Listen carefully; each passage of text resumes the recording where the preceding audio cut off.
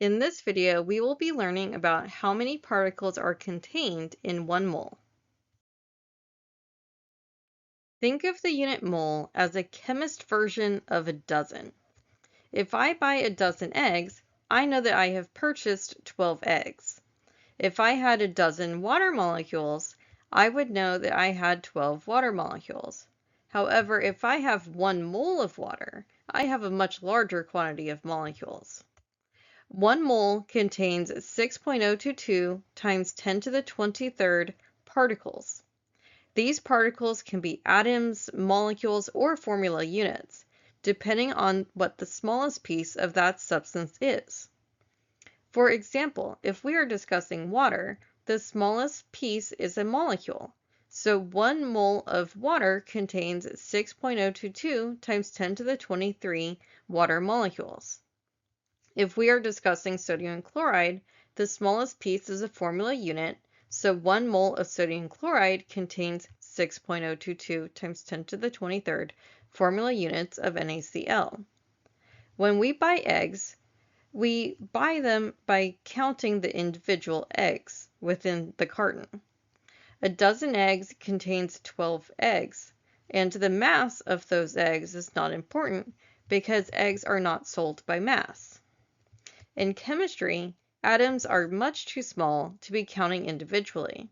Instead, we determine how many particles we have by measuring the mass.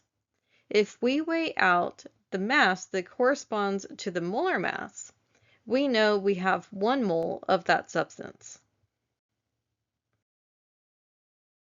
The mole is the SI unit for amount of substance. The abbreviation for grams is G. The abbreviation for moles is MOL. Atoms are incredibly tiny, so chemists usually work with substances on the mole scale. 1 mole of particles is equal to 6.022 times 10 to the 23rd particles. I have Avogadro's number written out here with additional digits out of scientific notation to show the precision of the value. But we will use the rounded value 6.022 times 10 to the 23rd on a regular basis. The image on this slide shows 1 mole of several different substances. Each container looks different because each substance has a different molar mass and a different density. Even though the volumes are different and the masses are different, the important thing is that each container contains exactly 1 mole of particles. You may be wondering why this specific number was chosen. The units of grams and atomic mass units had already been defined, and scientists wanted a relationship between these two different mass scales. Avogadro's number was chosen so that the numerical value of a substance's mass in grams would match its formula mass in atomic mass units. This makes calculations so much easier. For example, 1 mole of water has a formula mass of approximately 18 atomic mass units. 1 mole of water has a molar mass of approximately 18 grams per mole. The numerical value stays the same, but the units change because we are working with a much larger quantity of particles.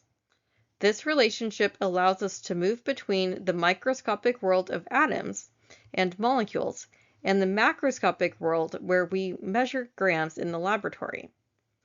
This large number is named after the scientist Amedeo Avogadro, and it is called Avogadro's number. You may see Avogadro's number written as N with a subscript A. Although Avogadro sounds very similar to avocado, they are not the same thing. You can buy avocado-based guacamole, but you cannot buy a mole of avocados. A mole is an incredibly large number, and it can be difficult to imagine just how large it really is. For example, imagine having 1 mole of pennies.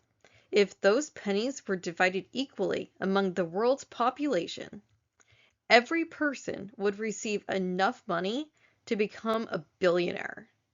There are not enough pennies in the world to have 1 mole of pennies. However, because atoms are so incredibly small, we can easily fit 1 mole of copper atoms inside a laboratory beaker. This is one of the reasons chemists work with moles. The mole allows us to count an unimaginable number of tiny particles simply by measuring their mass.